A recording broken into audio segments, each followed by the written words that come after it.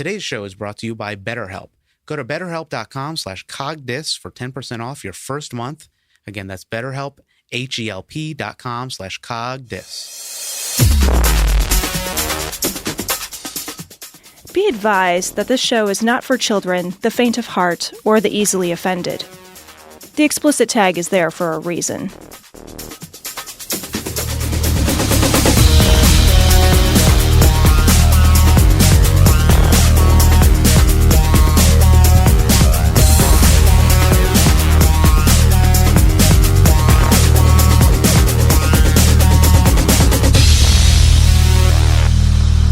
Recording live from Glory Hole Studios in Chicago and beyond. This is Cognitive Dissonance. Every episode we blast anyone who gets in our way. We bring critical thinking, skepticism, and irreverence to any topic that makes the news, makes it big, or makes us mad. It's skeptical, it's political, and there is no welcome mat. This is episode 584 of Cognitive Dissonance. And Cecil, yeah, it's a celebratory episode. It is. You know, it's one of those, you know, you need to get out your little party streamers and your poppers. One of those old-fashioned things you spin around and goes clickety clack. You know? The cranky things. Yeah. Kiss your best girl. Right. It's one of those moments. It is, Ben. It's a ding dong, the witch is dead.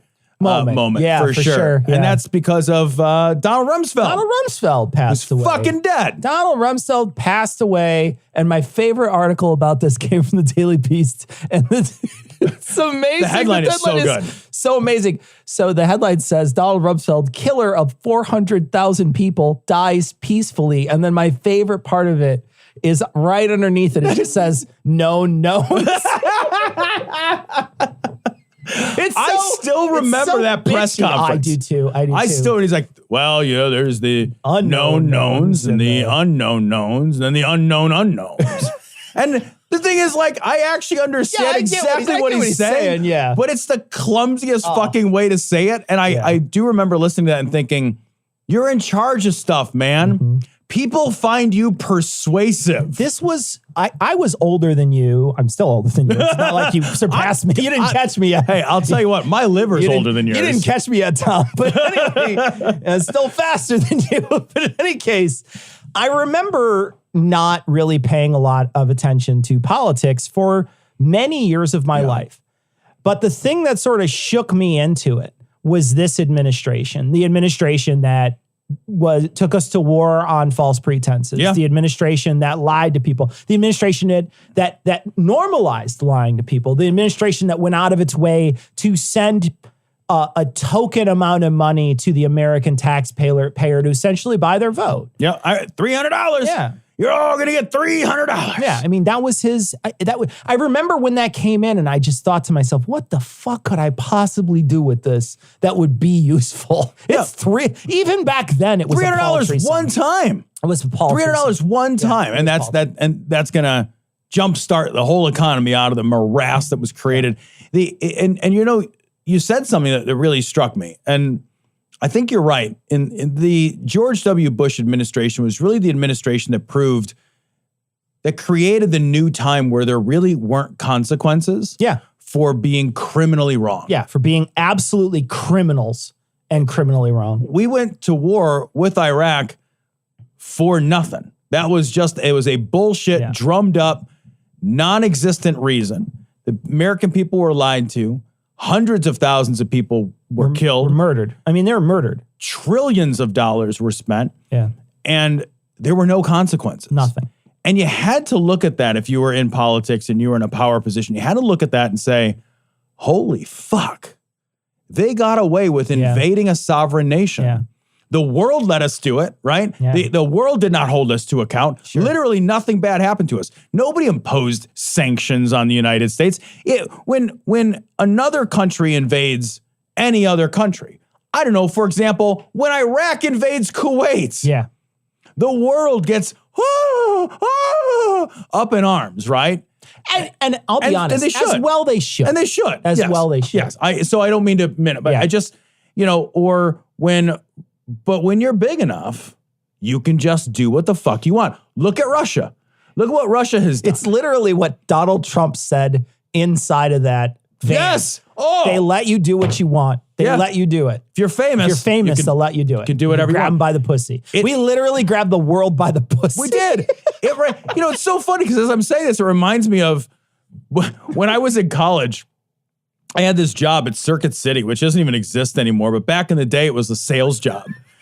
And I was good at sales. I was a good sales guy. So you sold me monster cable. I sold you monster cable.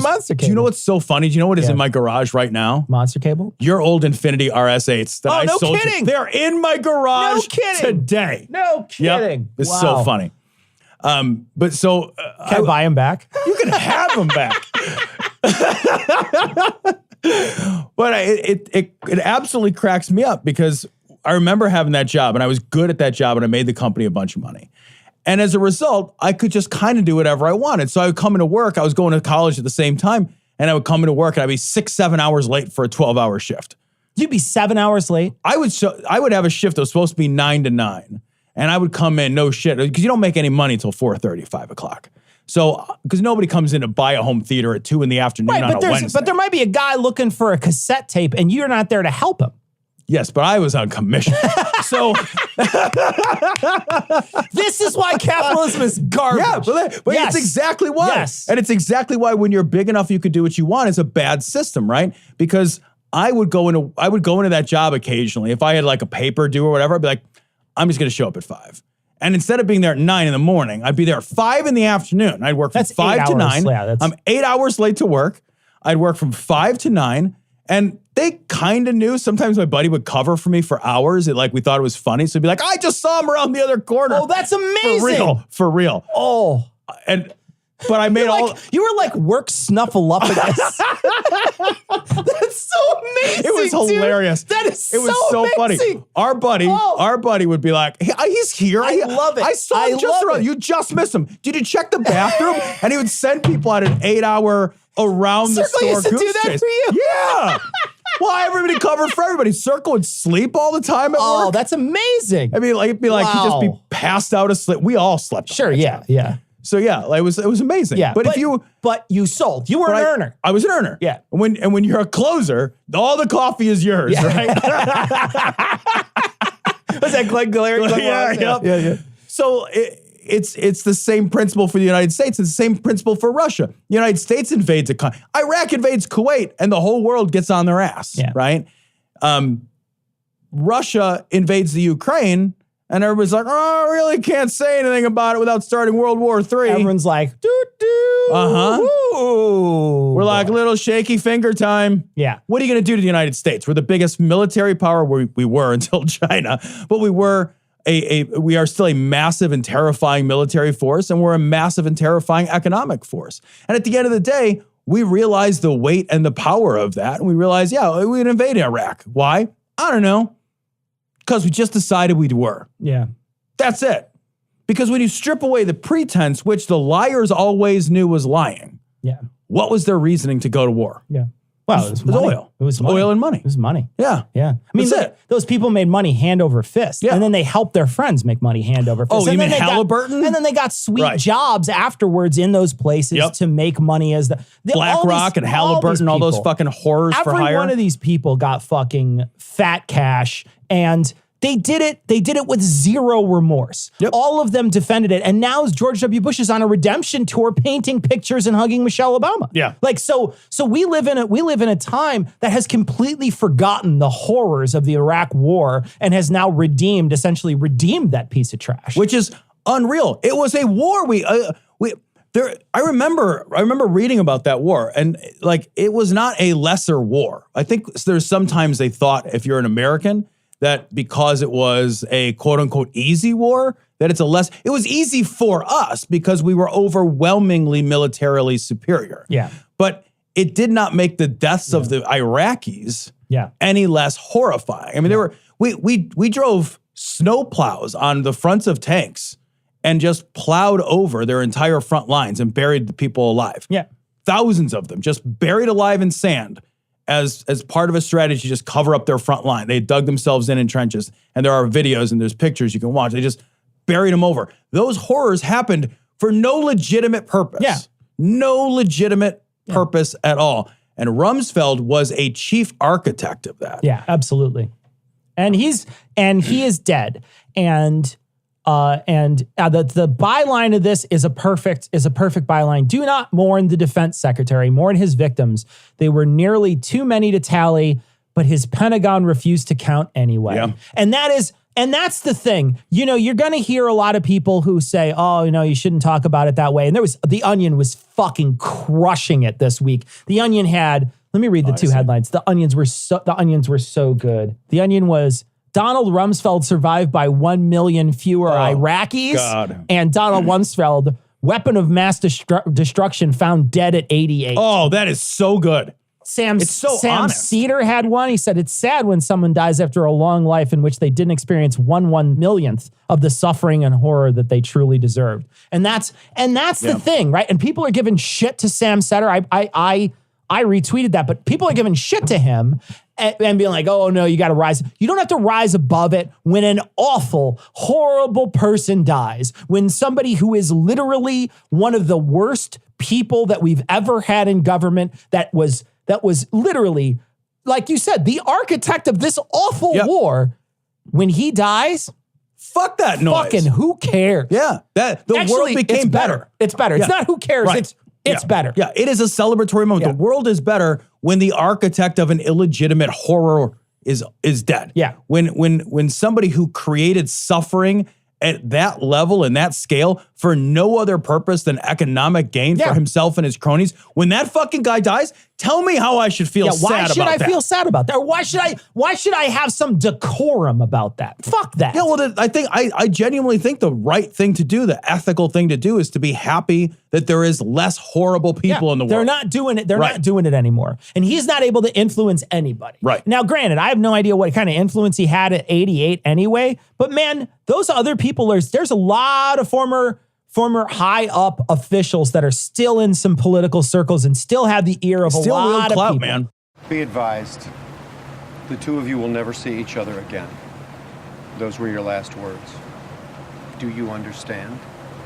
I'd be careful if I were you. One of these days, somebody's going to get pushed too far, and who knows what they're capable of. Is that a threat? It's a warning. You're a traitor to our family. Good. I want to be. Well, so here's a sign of the crazy times, Cecil. What's worse, though? You know what I mean? Like, you're going from bad to, I think, worse. Yeah. This is worse. This is worse. Yeah. This is things have accelerated to a point where at first they were farcical and now they are terrifying and how divorced from reality they've become, right? Yeah. This story comes from Business Insider, forgive me. A Trump-loving insurrectionist and a convicted stalker are among 36 QAnon supporters running for Congress in 2022. And I read this article and I remember finishing reading the article and I just closed my phone for a second and closed my eyes. Because I don't even know what to do anymore. Just pressing on your eyes until you see brightness. Yes. Yeah. Like it took a little bit of restraint not to just keep moving my thumbs all the way back and into just the brain cavity and just call it a day. Just self-lobotomize and just. Yeah, I'm done with all this. I'm finished. When you're in support of a conspiracy theory so bonkers, fucking David Icke level, literally David Icke level crazy, when that is not only acceptable, but now 36 people are running for Congress. 36! That's a lot of people. It's not, that doesn't make you. It's not two. Yeah. It was two. It was two. It was two a couple years ago, and both of us thought to ourselves, this can't be happening. Right. It was two. There's no more this can't be happening moments. No. That I feel like, where do you go from here? Is it its own party in 10 years? Oh, for fuck's sake. Seriously, why would you say the true thing that you're thinking? You know, the thing about a QAnon party. Yeah. Two things come to mind. One, it's a dangerous lie, right? So it's not just a farce.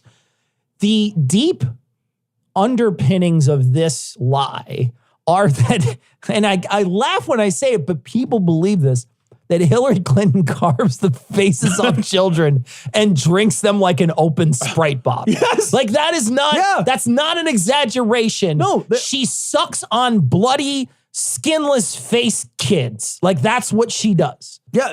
The heart of QAnon is that is that the Democrats and powerful leftist elites are all in cahoots as part of a secret pedophile sex ring cabal designed to also suck the adrenochromes from murdered and tortured children, something globalism. Yeah, I can't be sure that all of them believe the adrenochrome level, right? But they're all, but some of these people that are in Congress have retweeted the frazzle drip bullshit, which is what that's the moniker, frazzle drip. Just say frazzle Just drip. say frazzle drip. Wait, when you are saying frazzle drip and you didn't mean to say Fraggle Rock? Yeah, exactly. No, you're 100%. It's 100% the Great Space Coaster.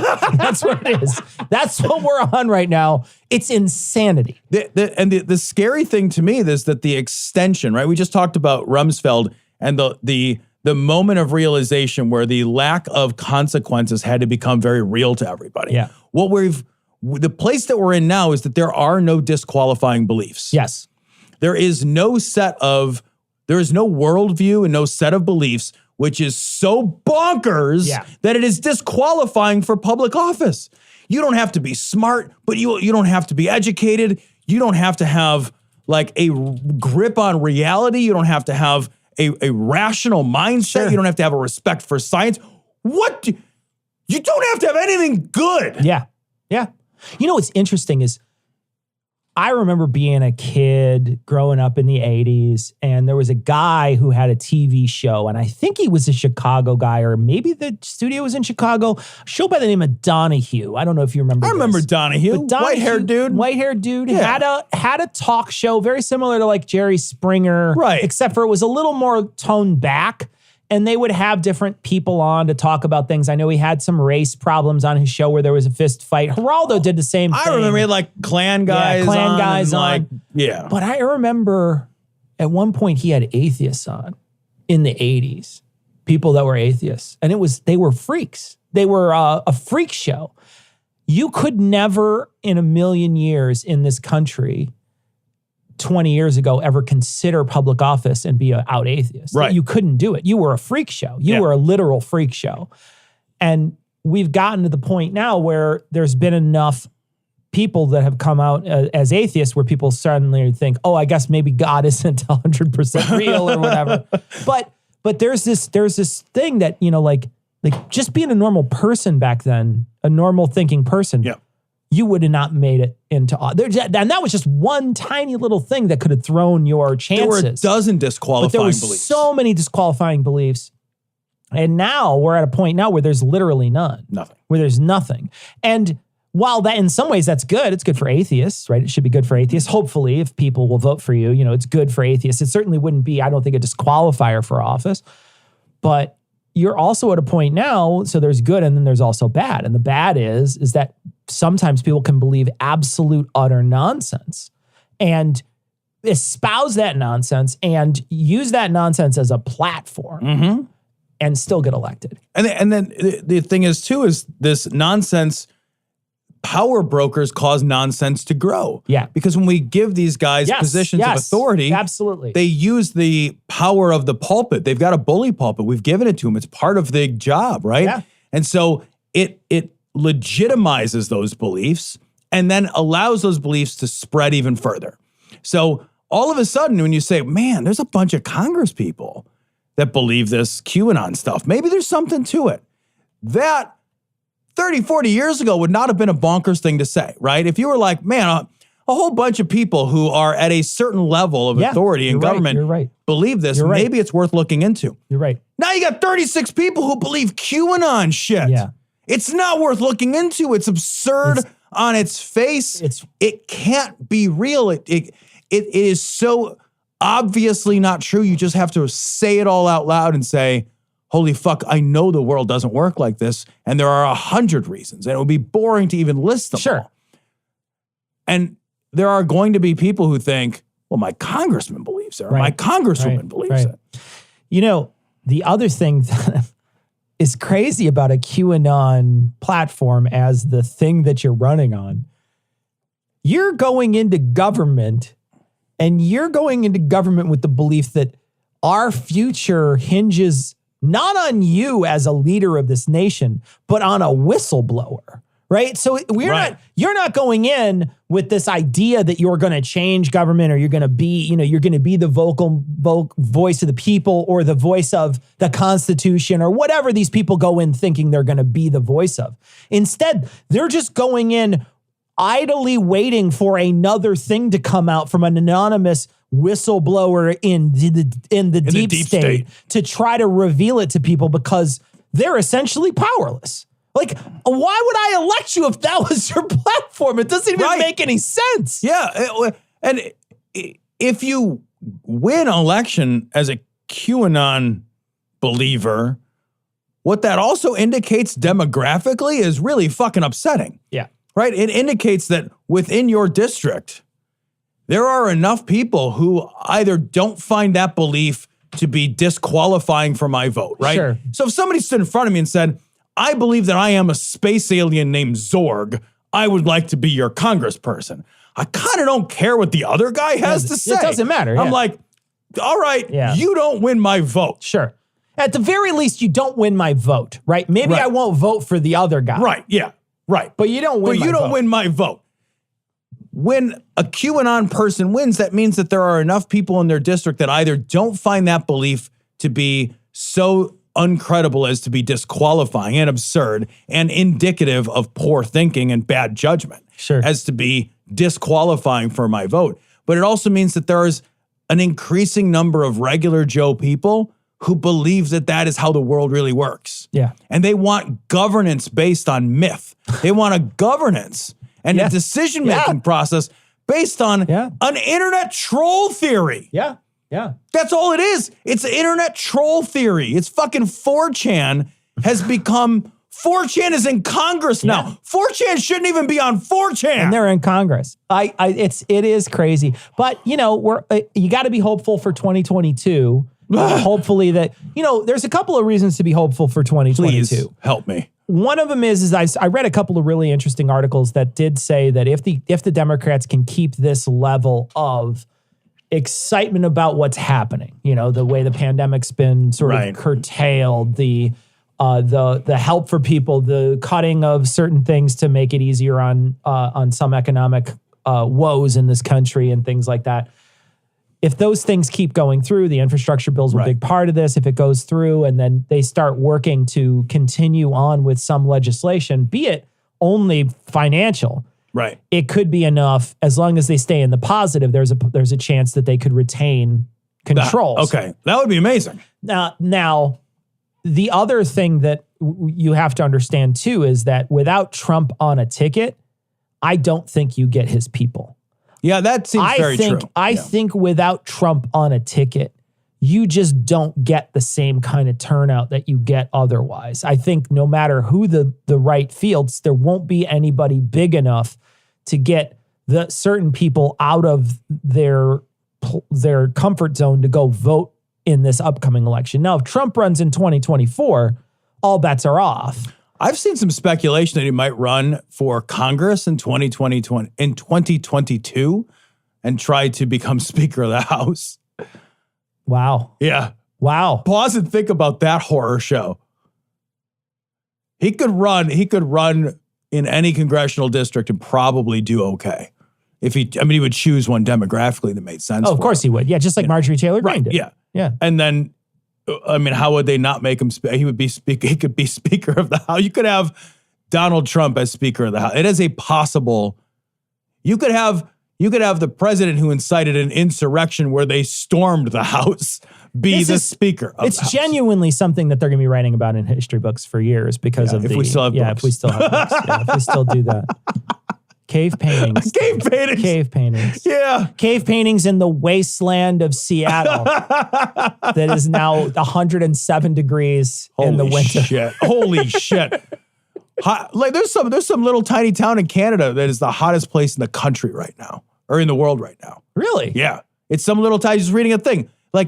in the I read another article from Gizmodo this week at some point that ground temperatures, not air temperatures, which are lower, but ground temperatures in Siberia were over 100 degrees. Holy shit. Melting the permafrost, releasing more methane. There's a chain reaction effect to that. Neat. It's just, I read that and I'm just like, we're still arguing about whether this is real We're still arguing about while whether we're it's real. on fire. I read an article today that specifically said that, you know, there needs to be absolutely drastic measures to get to carbon neutral or carbon zero by 2050. But there's absolutely drastic measures that have to happen in order to get that done.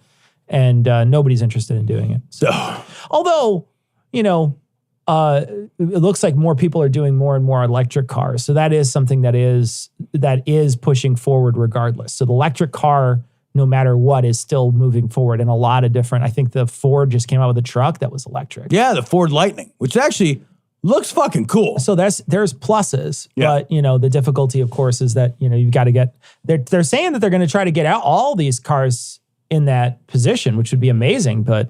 And I read something interesting about carbon scrubbing, carbon scrubbing. That's something we have to do. We'd have to do it. We have to learn how to do that. Because if we don't, we're just fucked. Yeah. We're in a really raw spot. You're genuinely fucked. Thou shalt not miss this movie. And you cannot go around killing people. Why? Because it is one of God's commandments. Thou shalt not kill. Why? Because it is a sin. Why? Because it's not nice. Why? Forgive him, Father. He is a robot from the future. Oh, this story was so good, Cecil. This story is so good. And it's just, this is like some show shit, right? This is like some Gossip Girl. Because Right Wing Watch, I mean, like, that's our boo. Yeah, that's our boo. We've been tight with Right Wing Watch for a long time. Long time. See, at this point, it's not even tight anymore. Like, they don't know, Yeah. but we have been outside their window with a boombox for like 10 years. 10 years. Yeah, 10 we got to years. put batteries in that fucker. Yeah. So Rick Wiles, another regular on the show, claims that Jesus Christ shut down Right Wing Watch. All right, let's listen to this. This is, it looks like he's on the set of the People's Court here. Let's check this out. It does. I suspect that there will be layoffs very soon inside the organization because there's no platform for them to spew their lies and propaganda. It's your content. They don't ever do anything except for cut a piece of your content and then place it without comment. Right there. He is always, a Right Wing Watch is out to get me. Right Wing Watch is excerpting you in context. Yeah. It's not like they're piecing things together to make it sound. They don't do that. It's always fully contextualized. Although, admittedly, I feel like there is a string on Rick that you could pull and he would tell you that the cow moves or something. You know what I mean? His head would spin around like the Exorcist. The chicken goes. He'd be like, the chicken goes moo. All right, Rick. The chicken goes, Jews are out to kill you. Also, very quickly, there's not going to be layoffs. How many people do you think rightwingwatch.org fucking employs? Yeah, I can't imagine. It's not a massive organization. They're not like server farms full of Right Wing Watch people somewhere. It's not some giant Fortune 500 company. Oh, sorry guys, we're going to have to tighten our belt around Right Wing Watch. It's like some guy named Eric and a few of his pals. Yeah, and it's essentially the same amount of play that Glory Hole Studios. Right. We got Cecil. There's going to be layoffs around here. Really? Okay. All four of us are really going to quake in our fucking boots. Glad we all have other jobs. Right? So their writers, their editors, all the people that they had working to smear us and other ministries, what are they going to do? I suspect they're going to lose their jobs this week. Oh, that's sad. You know, if they get saved and come to know Jesus Christ and fill the Holy Spirit, we're hiring. But they got to be saved. They have to love Jesus Christ. They have to want. What do you think they pay at True News? Okay. Oh, let's get a job at True News. Ian, you have to get a job at True News, Ian. Ian, you're fired if you don't get another job. You're fired. You have to get a job at True News. 100% have to get a job at True News. Wouldn't that be hilarious? Oh my God. To try to get it. I wonder, is there a way to do a fake something? Because they're going to do some kind of check on you. And that's the problem is if they run my name, they're going to see me. If they run your name, they'll see you. It's tough. But if there was some way to Ian's get just Ian. Nobody even knows his last name. I don't even think Ian has a last name. I think he's like Madonna. Yeah, right? So Ian could take on a different persona. He barely has a personality of his own. So mean. I love you, Ian. But it's true. It's true, bro. That's the thing. It would be amazing. It would be amazing if Ian works his way into being their tech guy. Holy shit. Oh, it'd be just outstanding. So funny. Okay, so True News is backlined, or their video production company is flowingstreams.com. Kind of a minimalist website, but they have a workable job openings website, so let's just check it out. They have video editor, a UI UX designer, full stack developer, digital marketing specialist, part-time cam op, motion graphics designer, and a bunch of... Let's look at video editor, maybe digital marketing specialist is more... okay, maneuver digital marketing. Sure, I can do that. I can monitor, layout, design, develop. Requirements, love of God, the Father, Son, and the Holy Spirit. Okay. Enthusiasm to be part of a Christ-centered team that is changing the way Christian media and music content is consumed. All right, minimum 2 years. Sure, that's easy. That's a proficient Adobe, full understanding of owned, paid, and earned media, of course. Fraser's division of flowing, compensation based on experience, medical, dental, and vision, PTO, vacation, sick, personal, and holidays, and relocation assistance. What? So we're going to hit apply for this job. Okay, we're just going to fill that out. I mean, if it's got a steady paycheck, I'll believe anything you want. I'm sorry, back to the show. See the gospel. What if Ian is actually a right-wing What if he's a True News plant and he came in and he's and he's working the double. He's doing the double triple H. The upper decker. Expand it. I don't want to see them out of work. But I'll tell you, the first thing that came to my mind today, the Bible tells us not to gloat over the demise of our enemies. But Romans 12:19 sums it up. Okay. We used to gloat over Rumsfeld. But this entire segment is really a humble gloat. Yeah, it's just... That's what it is. Humble gloat. It's a humble gloat. We're hiring if you find Jesus. You'll need that because you're getting fired. Oh, and you won't have anything to eat. Which we're not getting fired. We're not getting fired. No, I'm not gloating. This isn't gloating. You shouldn't gloat. Jesus said it here in one of these letters or something written to Paul of the Tarsans. Very well. Beloved, never avenge yourselves, but leave it to the wrath of God, for it is written, vengeance is mine, I will repay, says the Lord. Well, then he should have killed Rumsfeld 400 times, 400,000 times. You should have killed him until you reached 1 million or whatever. Should have just raised him up and killed him again and raised him up and killed him again, raised him up. Yeah, exactly. Stop killing yourself. Right? Stop killing yourself. Jesus should be sitting next to him and saying, I just took 1 year of your life away. That's what should be happening. You're only mostly dead. Yeah, he should be having one of those machines that suck the life out of him 1 year at a time, and then it shoves it back in through his dick hole and then takes it away again. If vengeance, God is so terrible at vengeance. He's awful at it. He's horrible at it, even according to Christians who are like, God flooded Galveston, Texas, because of the gay pride parade in New Orleans. Yeah. And you're like, you missed by a country Is he mile. Playing bocce ball? Right. It doesn't count if you get near it, motherfucker. Well, the horseshoe's next to the other horseshoe. Look, if it's one horseshoe, one Lord horseshoe away, it counts now. Also, these guys are so vengeance happy all the time. Rick Wiles is a bloodthirsty motherfucker. God, all the time. How many episodes have we covered where he is bloodthirsty as fuck? All the time. And he's the worst about it. But he's gonna, right-wing watch. But I just want to read this headline. YouTube bans, then unbans right wing. And they ran into the same similar problems that we've run into. Yeah, they got flagged. Then they appealed. Yeah. And it took a while. The problem is that the appeal system at YouTube genuinely sucks. Yes. And you don't get a person. They say it's a person reviewed it, but you don't get a person who reviews it.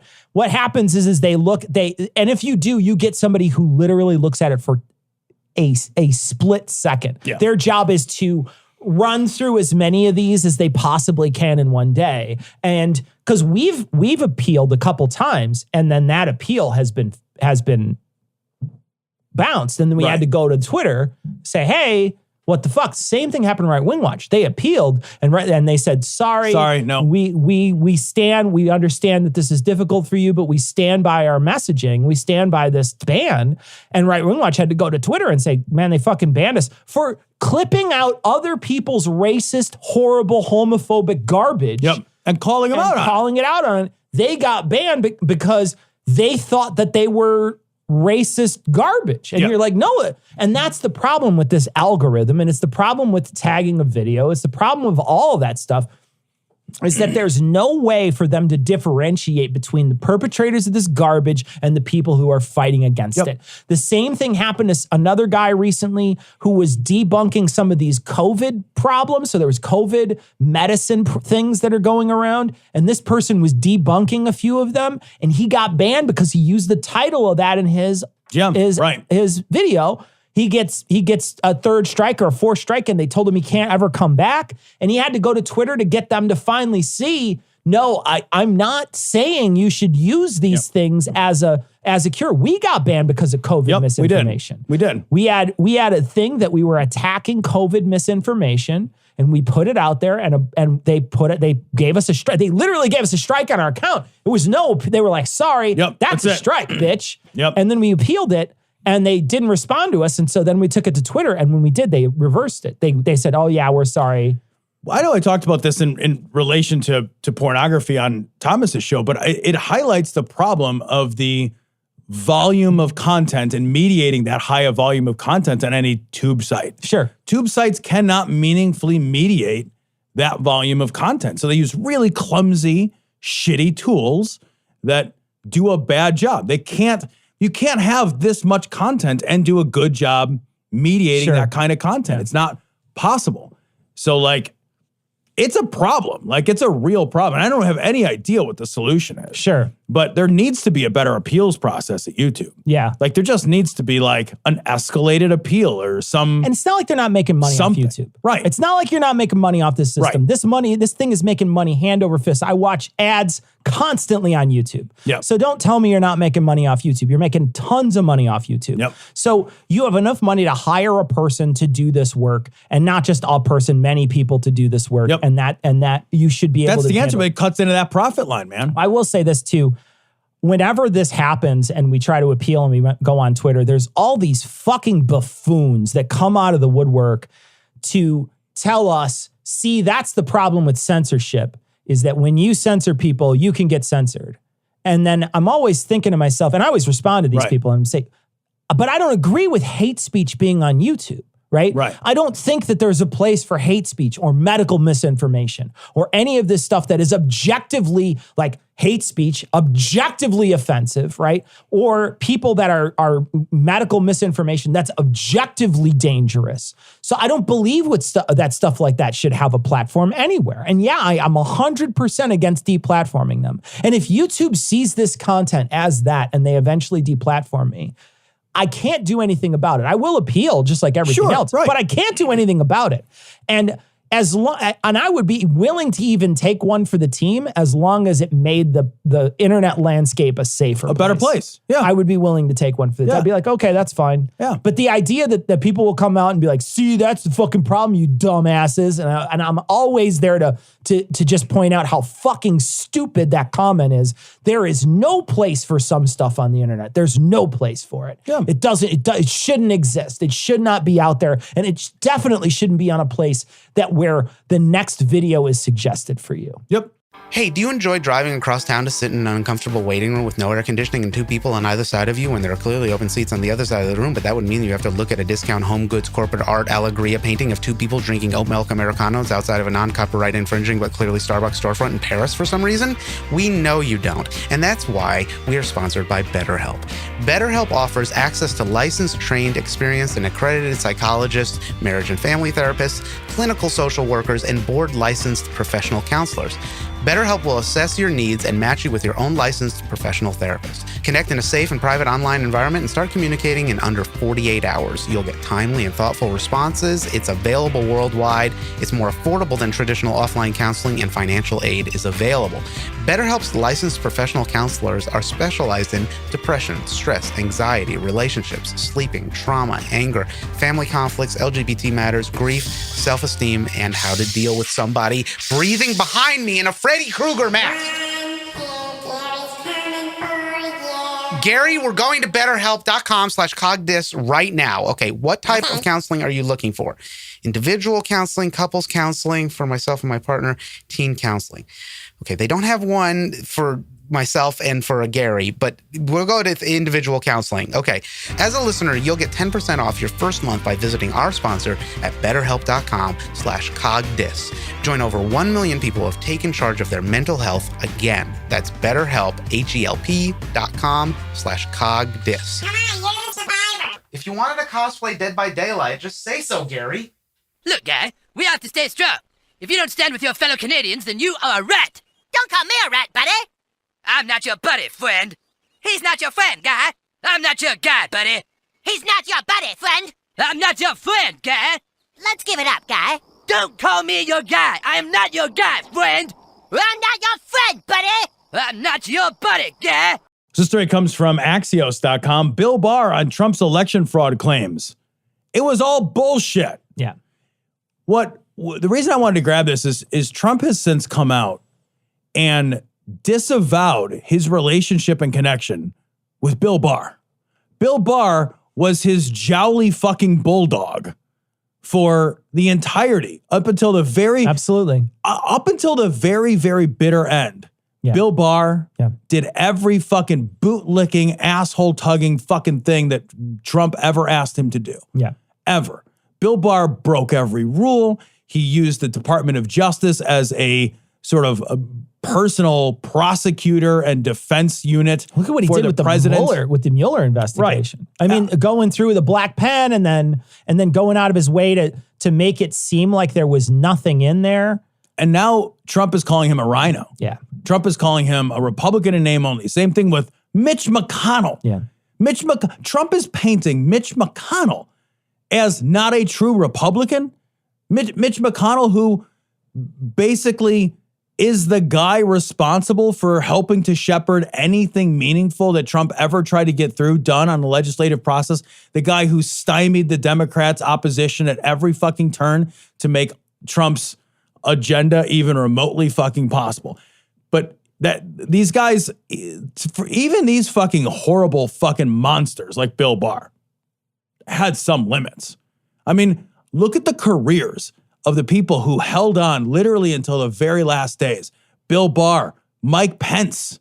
These guys were like, they were on board 100%, man. 100% until the fucking Wild West crazy insurrection nightmare dystopian Mad Max ending. I think Bill Barr resigned before then. He did resign but it was like... Yeah, Bill Barr resigned in, he said it was right before Christmas. He put in his thing and said, I'm going to just... And Trump had said he was just going to ride out the rest of his days without a new attorney general. Yeah. He was going to plan to ride it out. But he had essentially said he was one of the few people that jumped ship before the insurrection. True. Now, there was 2 or 3 people who jumped ship afterwards. Mitch McConnell's wife. Was pieced out. Yep. Yeah. Elaine Chao is his wife, and she wound up leaving after the insurrection. She sent a letter to him, to Trump. And then there was a couple others, 1 or 2 others, but they were smaller players in his administration. Right.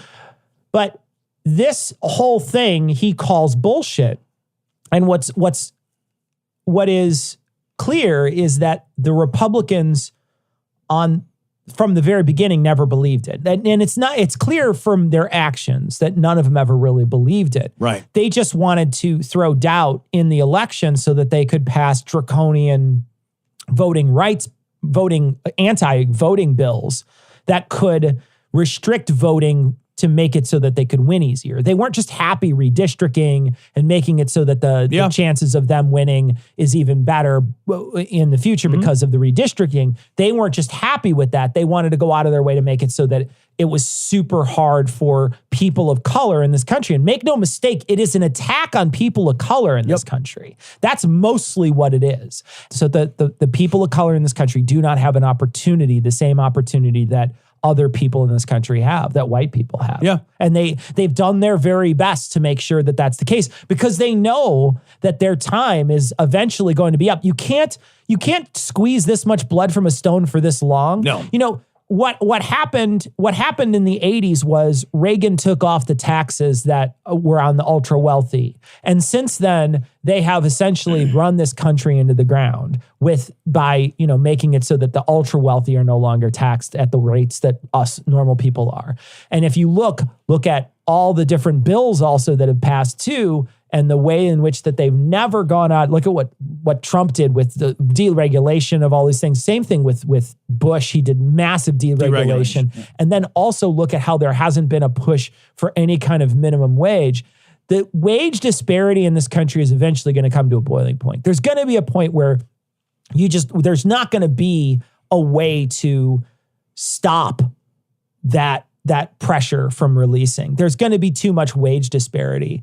And the problem that the Republicans, I think, are seeing is that will play out in votes if they don't stop it. Yeah. And so what they did was they went out of their way to use this bullshit narrative from a wounded narcissist to try to push their agenda. Because that's exactly true. They saw the opportunity and they couldn't take their foot off the brake. And the thing is that they've minimized this January 6th thing to the point where it's not even really a thing, that it's not even that big a deal anymore. Which is absolutely wild. It is it's wild. The Times this week ran like a 40-minute video. Did you happen to see it? I didn't watch the video yet, but I have it planned to watch. Man, I watched a big chunk of it. I got interrupted. I couldn't finish the video, but I watched a big chunk of that video, and you watch that thing. There was an actual attack on the American Capitol to try to thwart the peaceful transition of power. And to your point, like they are so enamored of and fearful of losing their power that they are absolutely willing to just set that off to the side and say, you know what?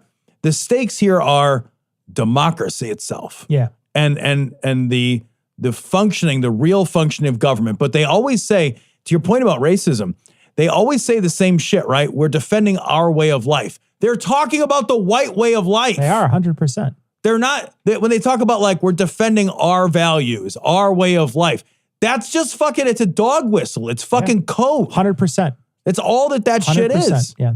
And that's why they're voting suppression laws and shit are 100% aimed at, making sure that this is free and fair. No, it's making sure that like people of color continue to be disenfranchised because your fucking days are numbered. I'll tell you, it was my hope that once Obama got elected, that there would be more shift in this country toward a progressive mindset. And I can't believe that we're here this many years later. Yeah. And we're in this position where you're on the verge of an absolute Republican takeover for decades if you don't do anything, because there's nothing you can do to stop them from. Well, especially now they've got the Supreme Court. Yeah.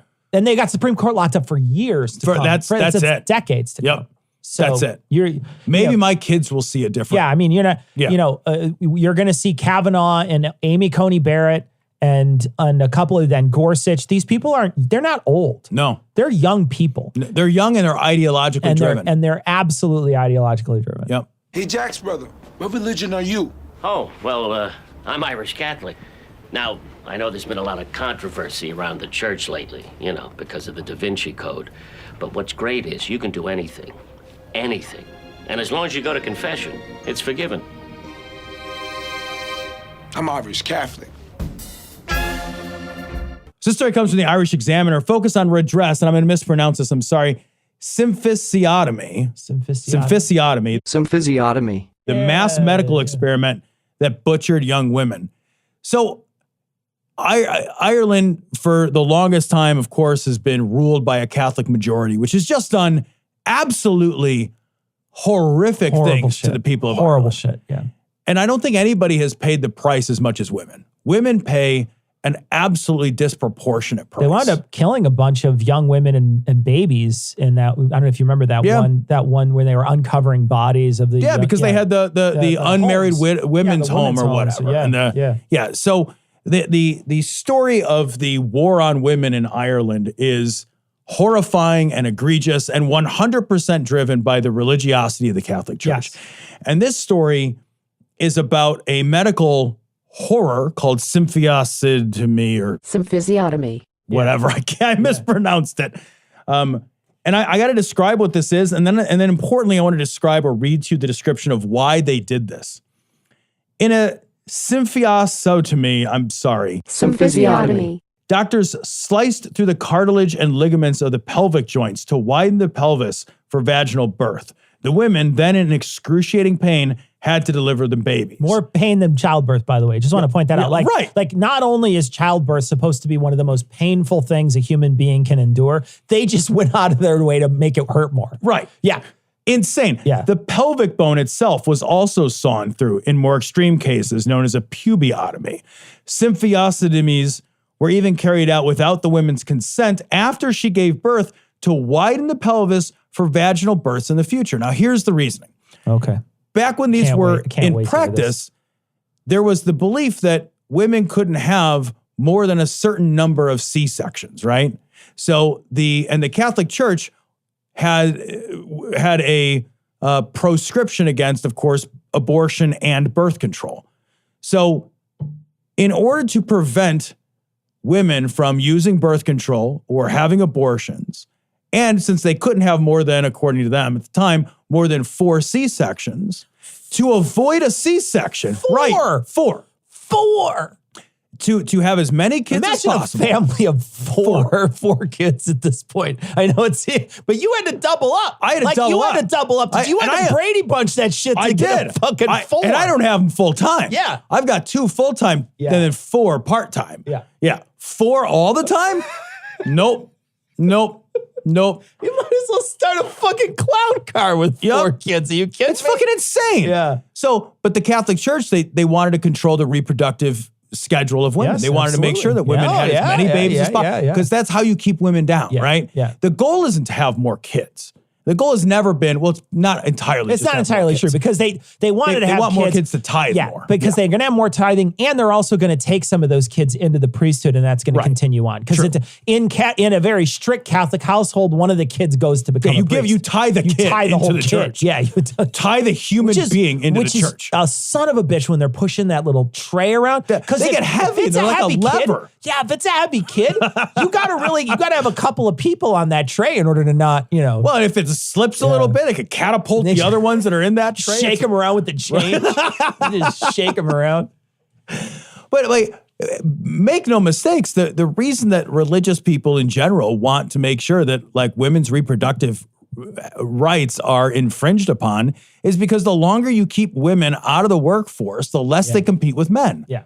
And the best way to keep women out of the workforce is to keep them pregnant all the time, or to keep them nursing all the time, or to keep them always with fucking little tiny infanty kids and exorbitant childcare costs all the time. Yeah. That's how you keep the women's at bay. We can write all the laws we want to create gender equality. But if you don't have reproductive control over your own body, you cannot have it. You'll never have it. Right. Yeah. And the Catholics fucking know this shit because it gets all the dudes. It's just dudes making all the rules. Yeah. So in order to make sure that women continue to have more kids, they literally used a chainsaw. If you guys look at the tool that was 100% used, looks like a chainsaw. they're seriously taking a hand crank chainsaw to the pelvic bones of women to saw them open so they can just shit out more fucking kids. Yeah. It was the Irish chainsaw mass. It's there any organization that you can think of as big as the Catholic Church as evil? You know what's horrible about this in particular is, just like you said, the men are the one who are making these rules. And look at, there's never been a woman in power at all in any kind of real leadership position in the church, ever.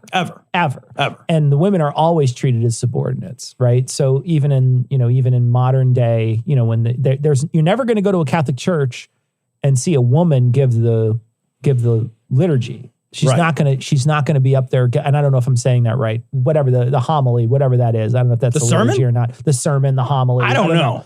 I don't know the fucking names of the shit, but I think liturgy is when they read from the Bible. I'm not sure, but in any case, someone will really go out of the way to correct me. So, but understand before you send that letter, I don't care. Like, understand, there's literally I care so little about being correct about the correct usage here, because it doesn't matter. It's all if you just hummed for 60 minutes, it'd be the same amount of garbage. Wouldn't matter. But in any case, there's never been a woman in any kind of real leadership position. Right. And then you look at what you're doing, that you're making it so that they're having this vaginal birth so that they can continue in that position where they're constantly birthing, where they're just constantly giving birth. So it's not like a procedure that anybody would ever do. It's literally like a superstitious procedure. It's insane. And nobody takes chainsaws to male bodies. No, doesn't happen. You ever notice there's no fucking religious prescription that's ever been written that takes a chainsaw to a male body? I mean, we do snip the thing off.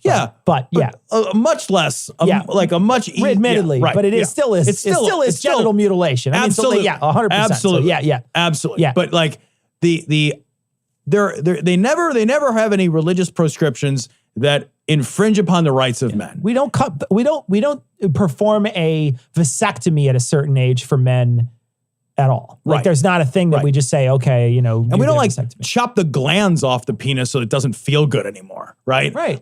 There's no the rules are always written by men to protect the power position of men. It's never the other way. Right. That's a hell of a fucking coincidence for your religion. Sure. Yeah. Wow. Yeah, oh man. Guess what, guys? I just talked to God and he says, blowjobs for me and chainsaws for you. Huh. Well, it's like that old thing. Like, I always imagine you as the slave and me as the master, right? Like, get the fuck out of here. Of course you did. Of course you did. Yeah. With pay. Yeah, that's right. You think you can suspend me with pay? God damn it, McCluskey. You killed 90 innocent people. You gotta be punished. That's why you're getting 2 paid weeks off. What? You're lucky I don't send you on vacation. You don't got the balls. Oh, I don't got the balls, do I? This economy always needs tourists, pal. 2 weeks, all expenses paid. French Riviera, you're going. First class, go to hell. Blew up 90 nuns on their way to soccer practice. So this story was from the Atlanta Journal-Constitution. Castrate, kill, remove voting rights. Ex-Marine Georgia deputy was an extremist cell, feds say. So I want to just read a little chunk of this. When FBI agents in San Diego seized the cell phone of a suspected white supremacist last year, they discovered text messages with a Georgia sheriff's deputy boasting of racial violence and preparations for a civil war. When we talk about systemic racism and the institutions of power that absolutely perpetuate violent, racist attacks against people of color, I mean, look no further than your own fucking cops. Yeah. It's not all cops. Maybe it's not all, but you're not making sure you find them. Yeah.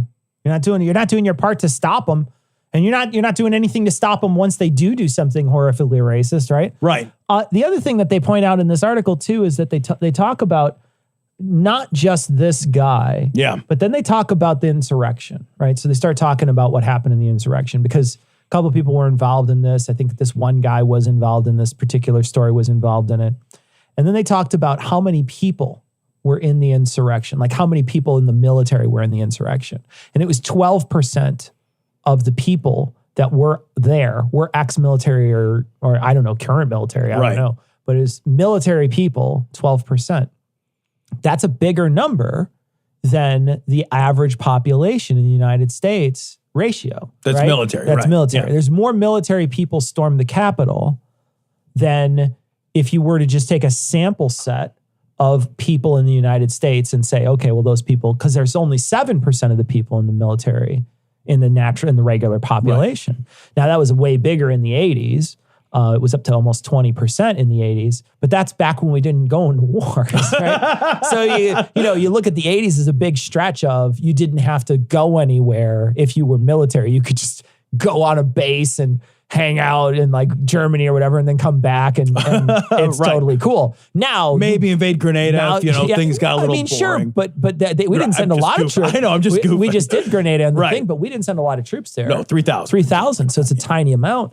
And you look at that entire span of the 80s, there wasn't anything really that was one of those places where you'd want to put a bunch of people until Bush, and I was in high school at the time. Right.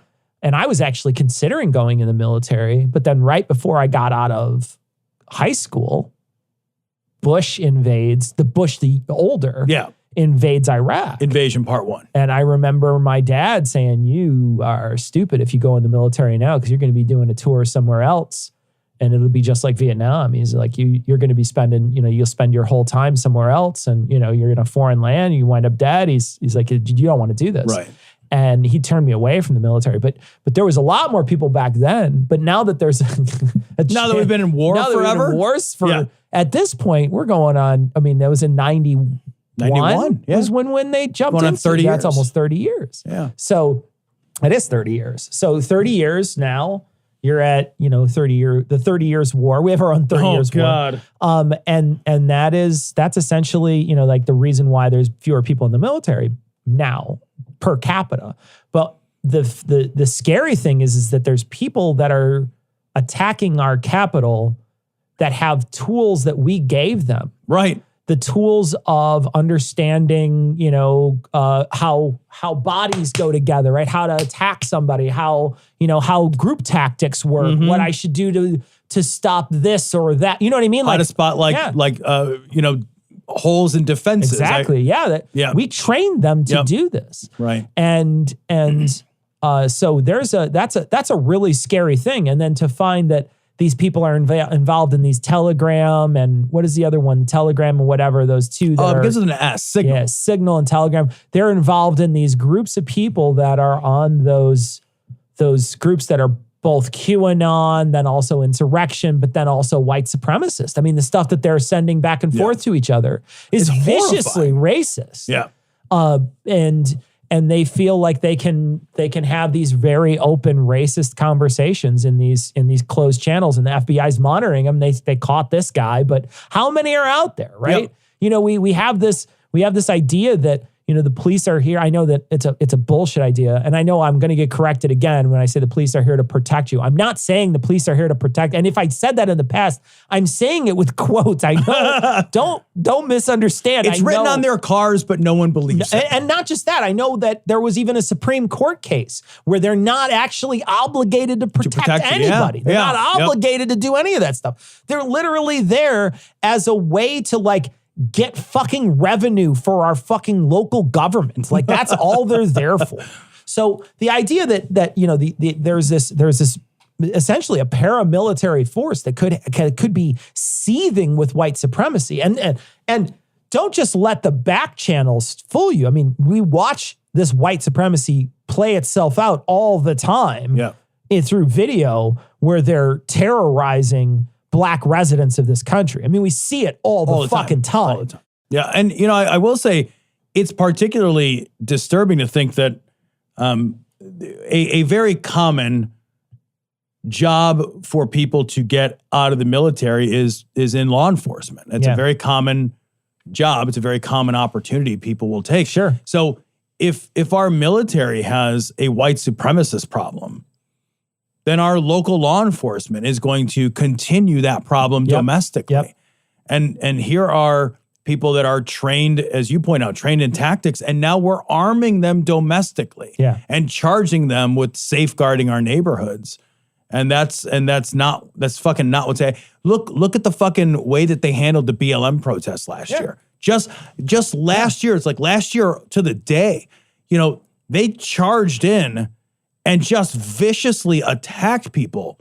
Viciously. All over the country. All over the country. And if it had just been in one spot, I think if it had been in one place, you could say, holy shit, this area has a problem, right? This area for whatever reason. Sure. But it was everywhere. And you have to look at that video from last year with a clear eye and say, holy shit. Yeah. Because when a group of fucking white people stormed the Capitol building, nobody. Yeah. They didn't even show up. They didn't have the numbers. Yeah. They didn't have the force. They didn't even plan They didn't it. have the authorization for force. Yeah. When they marched in D.C., they had the entire stairs covered with police officers in riot gear. And in the BLM protests, they were authorized to use a higher level of force. They were authorized to use much more significant crowd control weapons. Yeah. And you watch the videos that came out of that all across the country, police force after police force after police force beat the ever-loving shit out of people who were demonstrating for racial equality. Yeah. And if you don't believe after watching that our institutions of power are racist, I can't imagine what would convince you. I mean, look at them now fighting tooth and nail to just even have moments of introspection about critical race theory in some of these places. Right, yes. Look at how they're fighting tooth and nail in all these institutional places in this country. And it's not even police forces, it's like the military. And you put somebody in charge who says, yeah, we should actually examine that stuff. And they flip their fucking shit, man. Yep. They think it's an absolute...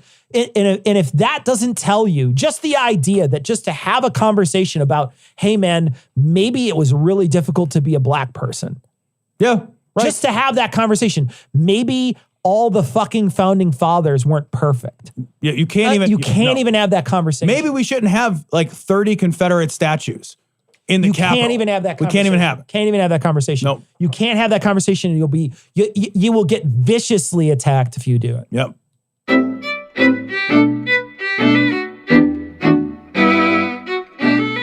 So we want to thank our patrons. Of course, we want to thank all our patrons. We want to thank our newest patrons. Full name? I think that's a misprint. Great. I think that's a misprint, actually. I think Ian must have misprint that, but I'm going to say full name anyway, just in case there's a patron named Full Name. I think that's great. If that's your name, I love that name. Never change it. Richard, Felipe, and Guardian Bellerin. I don't know if I said that correctly, but that's what I said. Or then also people who up their pledges. Decepticon IT Help Desk, Aaron and Rick, thank you so much for your generous donations. We really do truly appreciate it. You guys are the reasons Glory Hole Studios exists. You're the reason we have 2 employees, and you're the reason we're able to weekly order dinner. Yes. So thank you so much. Thank you guys. Thank you very much. We very much appreciate it. And you pay our Comcast bill. You do that too. You pay the Comcast bill. Especially when we cancel early and have to pay an exorbitant fee. Oh my God. A ridiculous fee because we canceled earlier. By the way, fuck Comcast. All right, we just wanted to say that. We wanted to get out of the way. We got a little email we wanted to cover. We wanted to talk a little bit about the even more bodies that have been found in Canada now. There are up to almost 1,000 unnamed bodies on the school sites that we were talking about last week. So we talked about it in the notes section. We didn't really cover it super in depth, but we did talk a little bit about what's happening in Canada. And there's so many stories coming out. I think one of these weeks, once they finally sort of finish what's happening up there, we'll cover it in full. Yeah, we also. I want to make a correction. I know last time I think I said that they were mass graves. They're not mass graves. They're individual unmarked graves. Yeah. And there is a difference. Yeah. A mass grave would insinuate that a massive number of people were killed at once rather than a massive number of people killed slowly over time. Right. Yeah. So it's a distinction that I do want to draw. Yeah. We absolutely will cover the story. It just keeps changing. Yeah, it changes. Just keeps evolving. And we know that these residential schools are more complex than we had initially brought up. Sure. There's a long story and it really needs to be told. It really needs to be told. We just did not do the research yet. Yeah. And we're not at that point yet, but we will be covering this in an in-depth fashion for sure on a future show. We just want to see how it plays out because it feels like it's still an emerging story. And the more you cover an emerging story, you wind up never going back to it when it's completed. Right. But Keith sent in a message to let us know that it's still evolving. He said that, it's over 1,000 unnamed bodies in 2 residential school sites. And he sent a video that I'm going to watch. He said it's 20 minutes. But it's a really interesting TED Talk, so I'm going to check it out. Thank you so much, Keith, for sending that in. We got a bunch of more messages. They keep coming in. People are hearing the message that you put out with Haley and her medical woes, Tom, and a bunch of people are also sending in messages. Yeah, guys, I'm so sorry that so many people have had similar experiences. Our healthcare system is fucking broken. It's just fucking broken. And, you open up the door a little bit and you just open a crack into that world. And the amount of messages we get and the support, it's really overwhelming. I so sincerely wish that it wasn't. Yeah. I so sincerely wish that it was a one-off. Yeah. That this was an anomaly. Yeah. And the fact that it's not a one-off, that's not an anomaly, like that's heartbreaking too. Yeah. Every one of the people that sent a story, I've read them all. They are all heartbreaking. I'm sorry you guys have to go. Nobody should have to go through. The system should fucking work better. Yeah. It should fucking work better. And I'm sorry for everybody that it doesn't work for. We got a message from Paul. We were talking about 1 billion pennies, I guess, a couple weeks ago. And Paul sent and he said, how tall would 1 billion pennies be? Well, their value, interestingly enough, Paul says, would be $10 million, 181.76 cents. I don't know why it would not be a round number of exactly 10 million. It doesn't. It seems like you would just move the 2 decimal points over, and you never explained why it was. You just said it was 10,187,600, unless you're just trying to fuck with us and you just typed in a random number. But then he said that the pennies, if they were stacked, would be 45 feet wide, 11 feet tall, and 41 feet on the other angle to make a cube worth of pennies, and it would weigh 3,125 tons. I just want you to explain the value part. I don't understand. I get the rest. I get the rest of it, and I understand it. I don't know if it's true, and I didn't check into it, but I don't understand the value. Are you saying that the material itself would cost that because a penny is worth more than a penny, like in the material? Is that what you're saying? I don't get it. I don't get it. Although what I've learned from this is that if I become a billionaire, a multi-billionaire, I'm going to make a wall out of pennies. Wouldn't that be amazing? Just a wall of money to keep the poor out. A whole wall. Holy fuck. Have you seen though? I will say, fuck, that's evil. It's evil as shit. Have you seen those people though that take pennies and make a floor out of it? It looks awesome. Looks cool. I've wanted to do that. It looks great. It looks cool. Yeah. I really want to do it. I've seen them do like a backsplash. Yeah, it looks neat. It looks awesome. And it's like really cheap actually. Yeah. It's like $80 did the whole floor. And you're like, it looks baller. It looks amazing. Yeah. They sand them down. They make them look nice. We got a bunch of messages about people not taking vaccines that are in the healthcare industry, that they work with people who don't do it. We got a ton of messages because we covered a story last week that was talking about people who specifically were refusing vaccines and they wound up getting fired because of it. Tons of messages. This one here, this one comes from somebody, they didn't sign it, so I don't want to read who it is. But they had said that they essentially they have a system at their work where if you don't want to get the influenza vaccine, you can just wear a mask the entirety of flu season. And they've had so many people opt into the mask wearing where they work because they will not get a flu vaccine. What the fuck? Why are you in medicine if you don't respect how medicine works? I just don't get Not it. you, the letter writer. No, but not you, the letter writer, but just the people that won't. God, fucking, what is wrong with you? It's crazy. And Vice Rhino sends in a story again. This is covering those residential schools. This priest who genuinely looks like one of the guys from Sopranos. He looks like He looks like Paulie. He looks like Paulie from The Sopranos. He says, priest under fire after sermon on the good done by the Catholic Church on residential schools. Oh, God. Don't ever go there, right? Don't ever go there. Don't ever talk about your fucking bake sale if your fucking church is diddling people, right? Just don't do it. Yeah.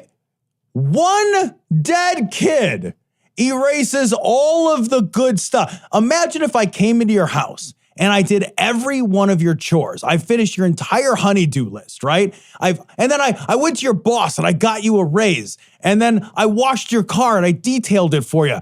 And then I killed your baby. Yeah. Which thing would you remember most? You wouldn't be like, well, Tom's a great guy and he fixed it. Yeah, all right, fair enough. Yeah, for sure. Like, what the fuck?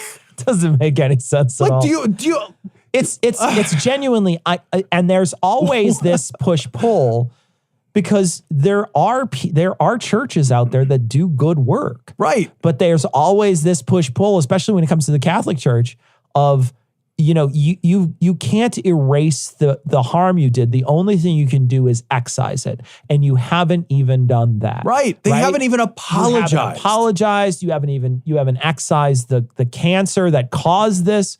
You haven't done anything. Yeah. What you did was something else. You know what you're doing. You're making us look at something while you pull a coin out from our ear. That's it. It's 100% distraction. Yeah. It's 100%. Yeah. Get the fuck out of here.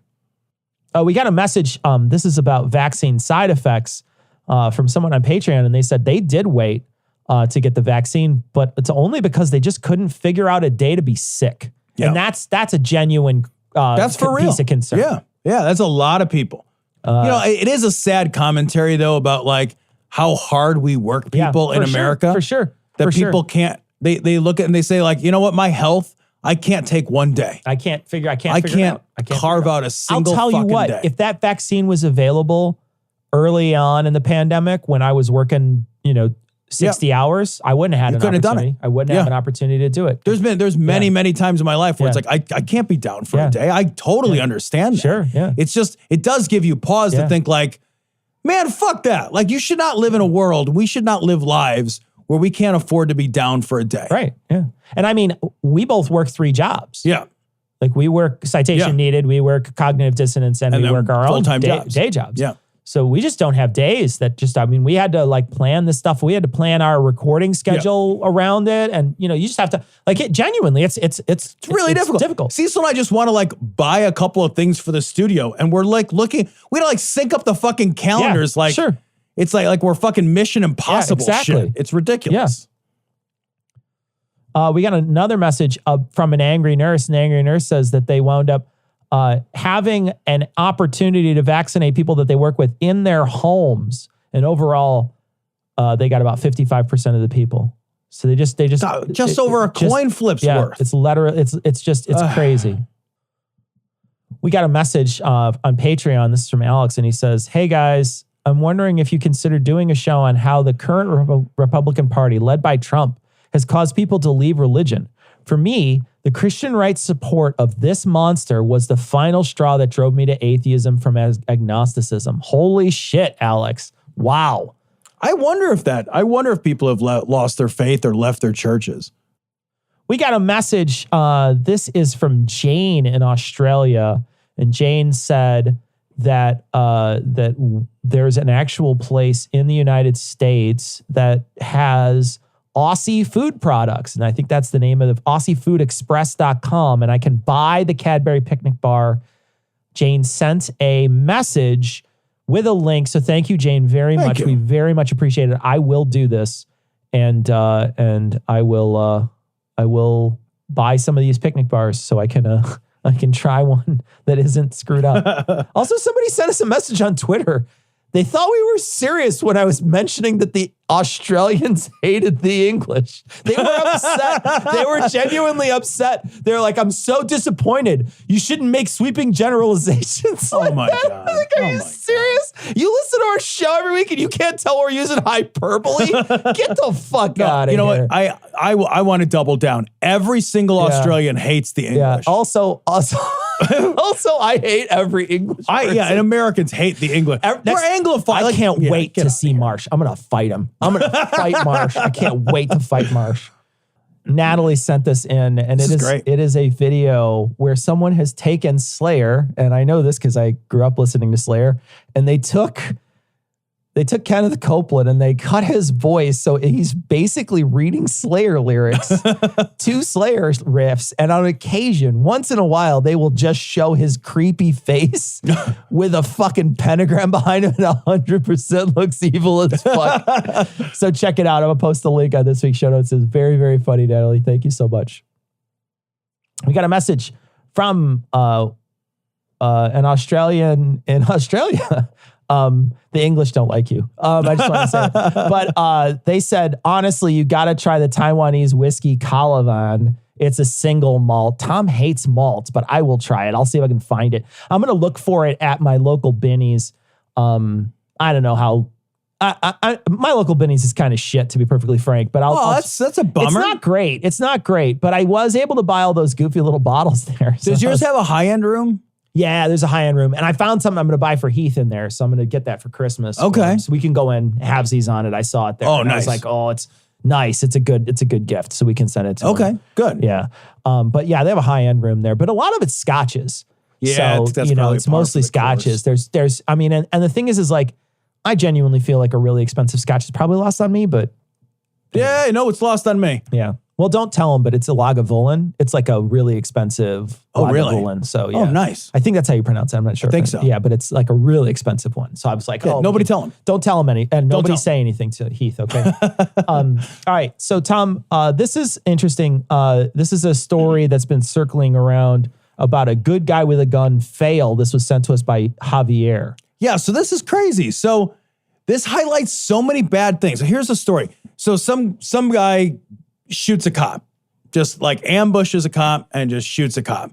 Some other random citizen sees this happen, grabs an AR-15 from his car and shoots that guy. So shoots the guy who just murdered the cop, right? And the cops show up and immediately shoot the guy with the AR-15. Oh, they murdered him, huh? They killed him. Holy shit. And it's like, and you read the stories about it, and they're hailing, the police and everybody else are hailing the guy that they murdered as a hero.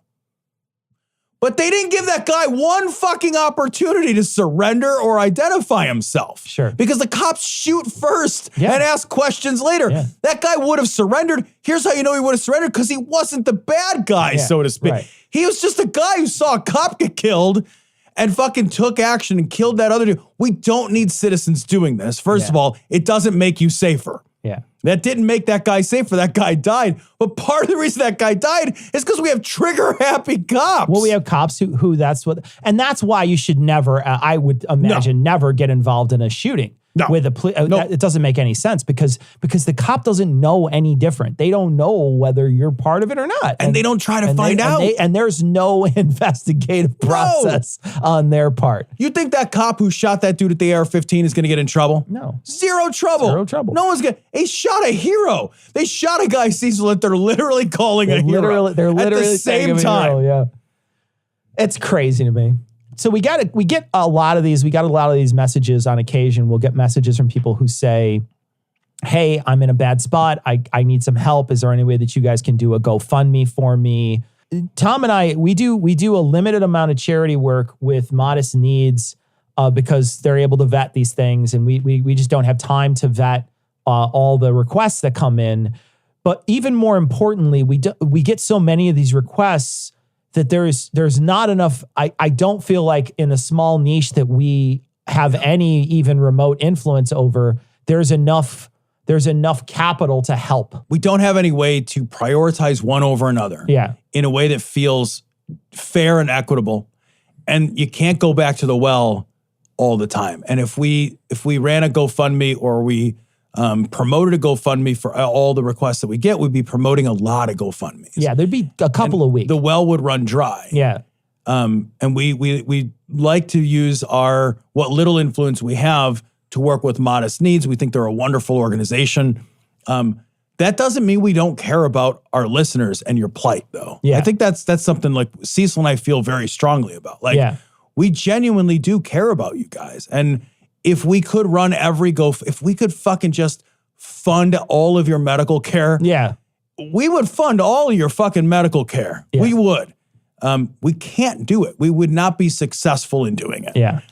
So we're very sorry to say no to these things. Yeah.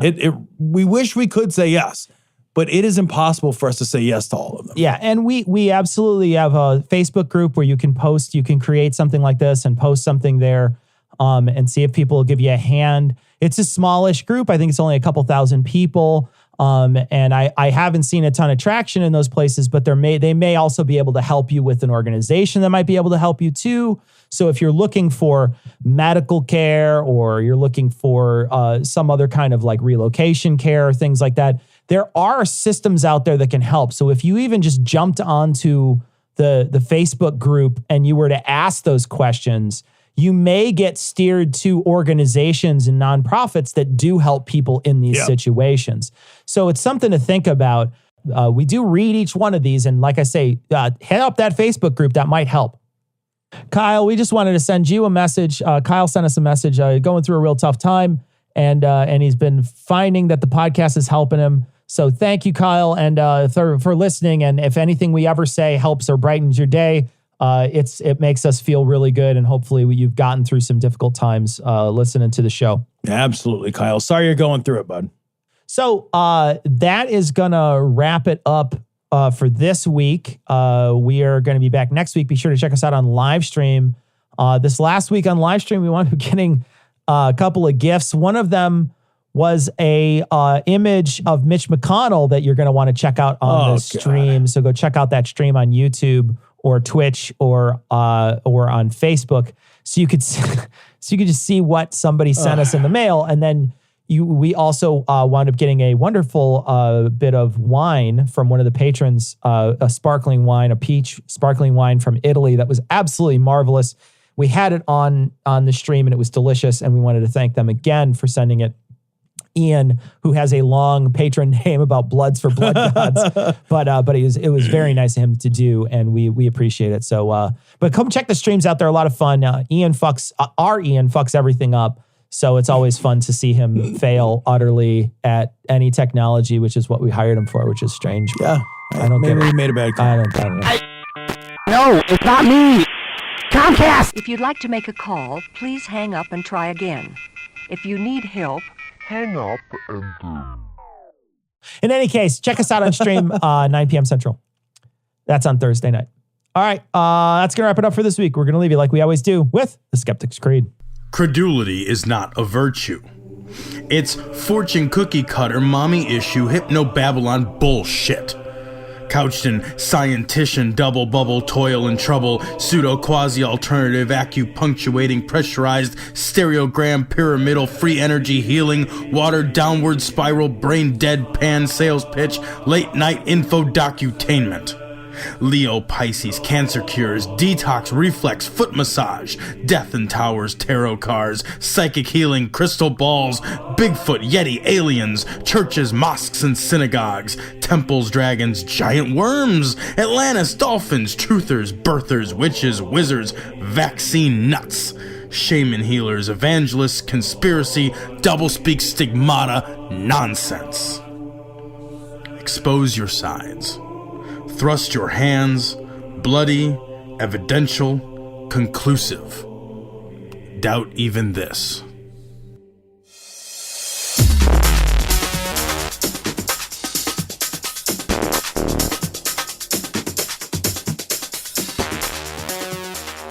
The opinions and information provided on this podcast are intended for entertainment purposes only.